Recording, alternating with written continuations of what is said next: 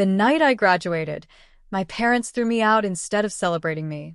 I stood on the porch, my gown draped over my shoulder, when my stepmother pressed a crumpled $10 bill into my palm and said, "Leave and never return. We've tried our best." Then she slammed the door in my face. My stepsister laughed from her bedroom window, enjoying the scene like it was theater. I stared at the money, stunned. I had finally been rejected. 10 years later, I pulled up to a reunion they didn't know I had been invited to. This time, they couldn't believe their eyes. "Hi, I'm Serena Parker, 28 years old, and I grew up loved by my dad. But when my mother died, he changed. My mother died when I was 8. She was my best friend. I still remember her voice humming in the kitchen, the way she'd braid my hair before school and tell me I was going to be a great woman. After she passed, the house felt too quiet, like all the warmth had drained out through the floorboards. Dad tried his best, but grief made him distant. Then he met Juliet. Juliet came with a daughter named Vanessa, who was 5 at the time, and at first, I tried to believe we'd be a family. But Vanessa's presence seemed to make me invisible. She got the praise, the attention. I got the hand-me-downs and the silence. Slowly, my dad changed. He'd yell at me for the smallest mistakes. It felt like Juliet was taking him away from me. By the time I turned 13, I knew how to tiptoe around my family, careful not to set off another storm. At dinner, Vanessa would talk about her dance recitals, and Dad would lean in, smiling. When I mentioned earning recognition for reorganizing the supply closet, he'd nod absently and reach for his phone. Juliet would say, "That's nice, dear," without looking up. I used to wonder how many times you could be ignored before you stopped trying. I loved organizing things. I always marveled at the way things fit together when done right. My teachers noticed before my family ever did. That's why I decided to study supply chain management. When I got accepted to study at University of Iowa on a partial scholarship, I thought maybe that letter would be the moment they'd finally see me. I handed the letter to Juliet at breakfast, my hands trembling slightly. The kitchen smelled like burnt toast and coffee.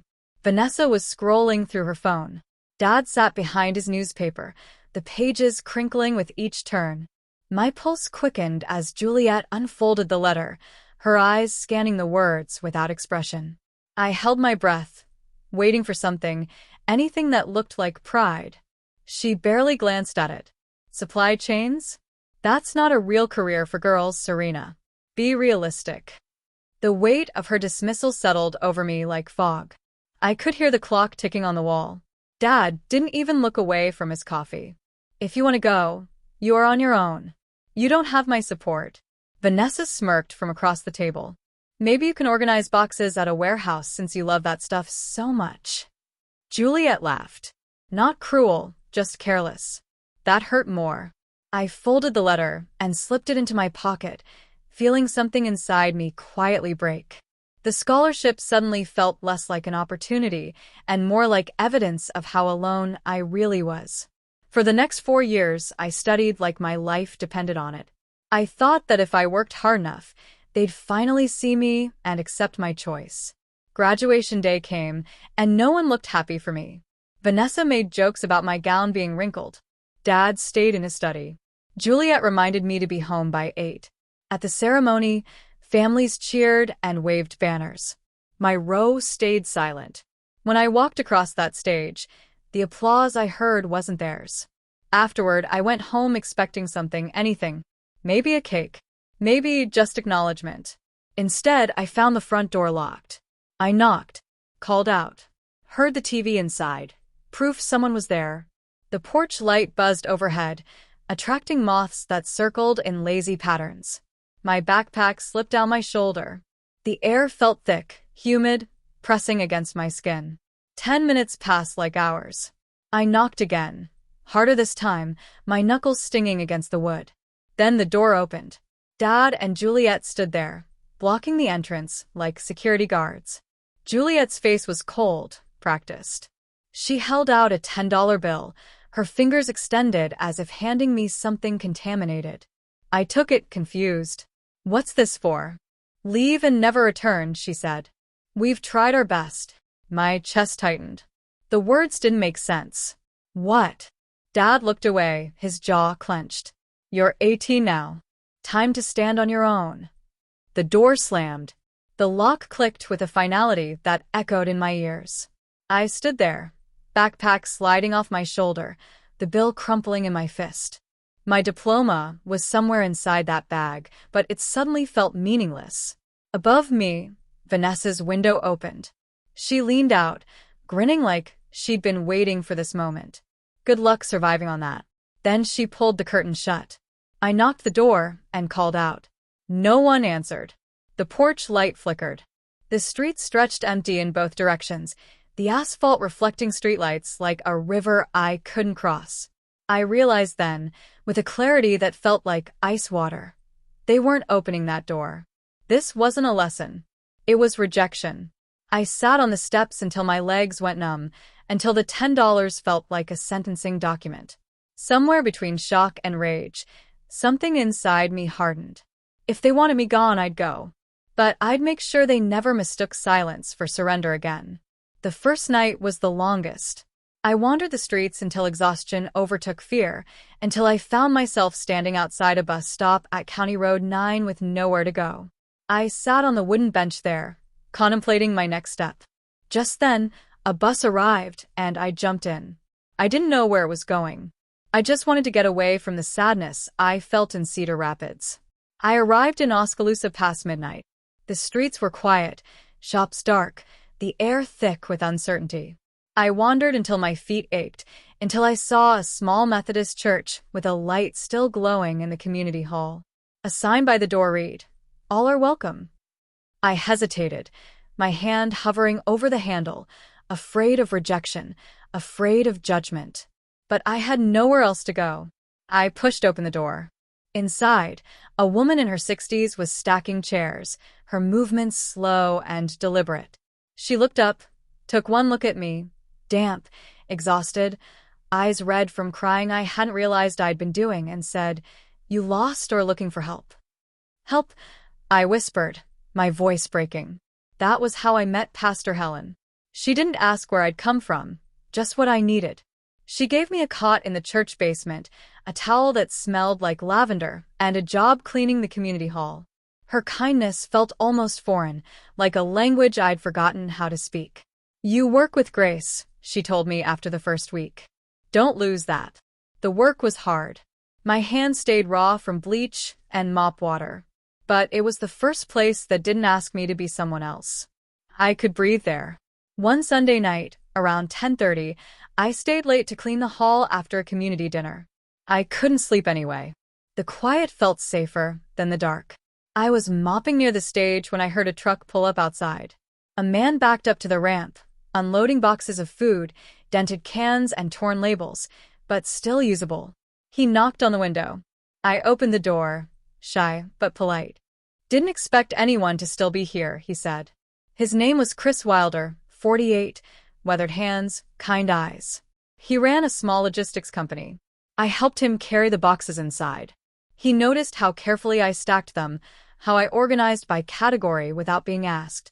"You've done this before," he said. "Just like keeping things in order." He watched me for a moment, then nodded. "Thank you." When he left, I went back to mopping. I didn't think much of it. The next morning, Pastor Helen called me into her office. She was smiling. "Chris Wilder called. He asked if you'd like to work at his warehouse." My heart jumped. "Really?" "He said he saw something in you." I told him he was right. I showed up at the warehouse that afternoon, nervous but determined. The building smelled like cardboard and diesel fuel, the air filled with the hum of forklifts and the beeping of reversing trucks. Sunlight streamed through high windows, illuminating dust particles that danced in the beams. Chris greeted me warmly, his handshake firm, and introduced me to the staff, who nodded politely but kept their distance. He showed me the office where I'd start as an assistant, a small desk in the corner with a computer, filing cabinets lining the walls.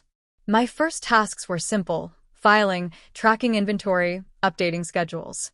I listened carefully, asked questions, and completed everything with quiet precision.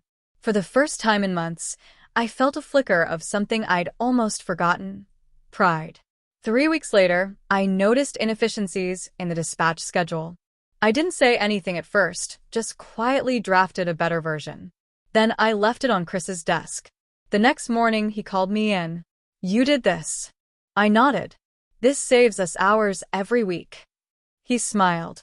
"You're not an assistant anymore. You're a dispatch coordinator." 5 months in, I was promoted to logistics manager.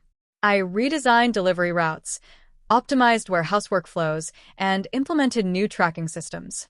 The company's revenue tripled. Staff respected me. Chris praised me often. But late at night, alone in my small apartment, I'd sketch out bigger ideas. Systems that could scale across states. Software that could transform how logistics worked. I knew I couldn't stay. One evening, I asked Chris for a meeting. My hands shook as I sat across from him. "I need to tell you something," I said. "I'm grateful for everything you've done. You gave me a chance when no one else would. But I think it's time I build something of my own." He leaned back, quiet for a moment. Then he smiled, though his eyes were sad.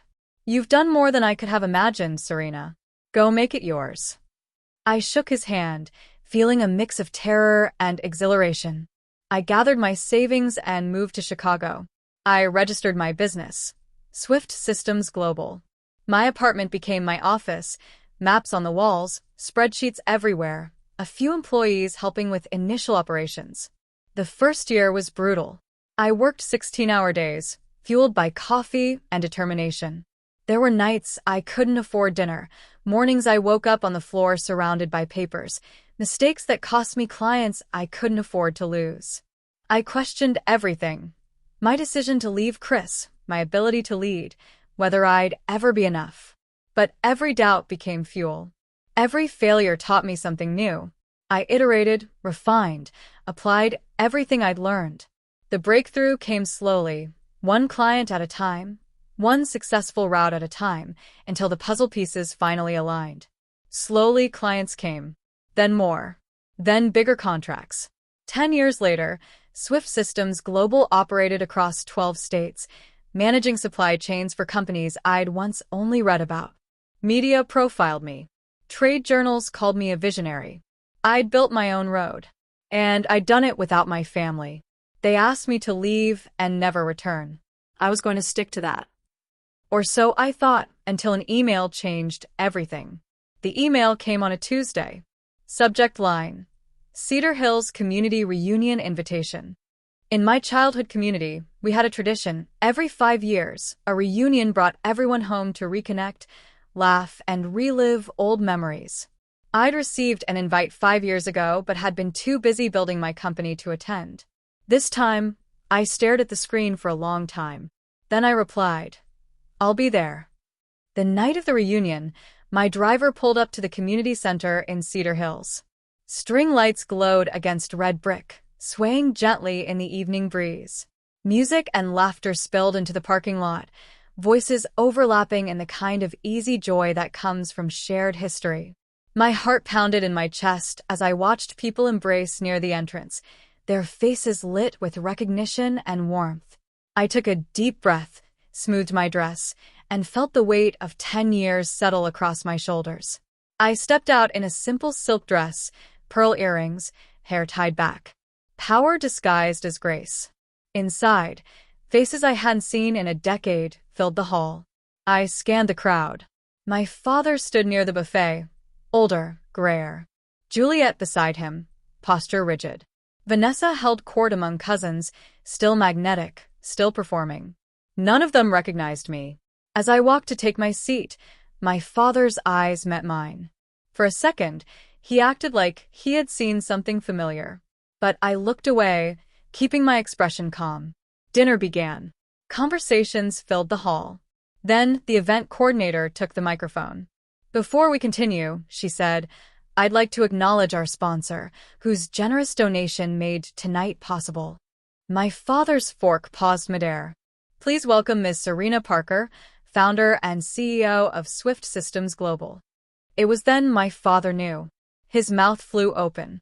Applause rose, scattered at first, then stronger. I stood slowly, heels clicking against the floor as I walked to the stage. The microphone felt cold in my hand. "Good evening," I began. "It's been a long time since I attended a gathering here." Awkward laughter rippled through the crowd. 10 years ago, I continued, I stood on a porch not far from here. I just graduated college. I was 18 years old, holding a backpack and $10. My stepmother told me, "Leave and never return." Then the door slammed in my face. Silence spread like spilled ink. "I thought that night was the end of something," I said. But it turned out to be a beginning. My father's face went pale. Juliet gripped the edge of the table. Vanessa gasped. Every mile I walked, every job I took, every night I stayed up learning how to build something better, it led me here. I paused, scanning the room. "So tonight, I'd like to announce a new initiative, the $10 Scholarship Trust. It's for students who have no family support, who are told to be realistic instead of being believed in. Because no one should ever have to start with nothing but a locked door and a broken heart." Applause built slowly, then thundered until the entire hall echoed with it. But my parents didn't move. When it finally quieted, I stepped off the stage. Outside, the cool night air hit my skin like relief. I thought I was done. Then I heard footsteps behind me. "Serena." I turned.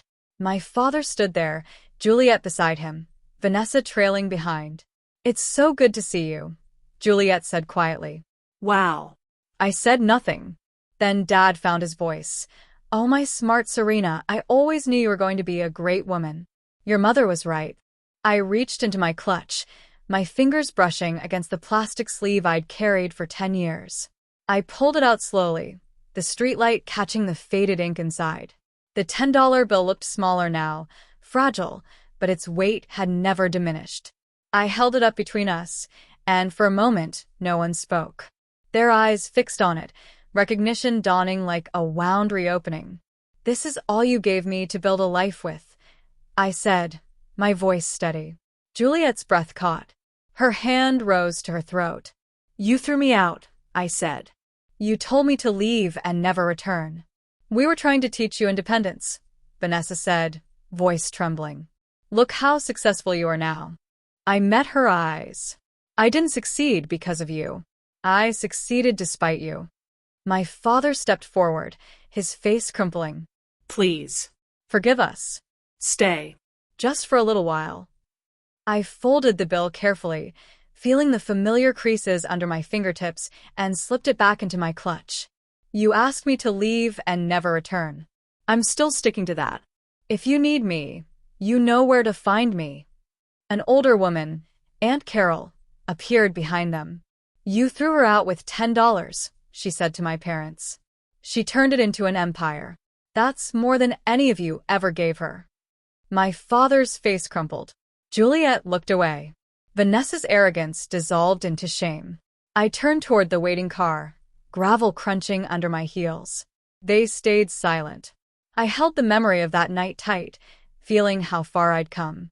On the drive back, I asked my driver to make one stop. County Road 9, the old bus stop where I began the journey of my life. I stepped out, heels clicking against pavement. The bench looked smaller now, harmless even. The streetlight flickered the same way it had a decade ago, casting shadows that danced across the concrete. The air smelled like rain and asphalt, carrying memories I'd buried but never forgotten. I could almost see myself there, 18 and terrified, clutching a diploma that felt worthless, and a bill that felt like a verdict. I pulled out the $10 bill and stared at it under the light. The creases, the faded ink, the weight of everything it once meant. It had been a sentence then. Now it was a symbol, proof that I'd taken their worst and built my best. Then I folded it carefully and slipped it back into my pocket. "The story will someday be told," I whispered. I walked back to the car, my steps lighter than they'd been in years, and I didn't look over my shoulder. If someone ever leaves you behind or tells you you're not enough, don't wait for them to change. Use that moment as your starting line. Build your own path, brick by brick, with every small victory you earn along the way. Your worth isn't measured by their approval. It's proven by the life you create, the challenges you overcome, and the strength you discover in yourself. You are capable. You are relentless. And one day, your story will inspire someone else to rise. If this story touched you, make sure to like and subscribe for more incredible tales of transformation. Remember, your worth isn't determined by how others see you. It's determined by what you do when they're not watching.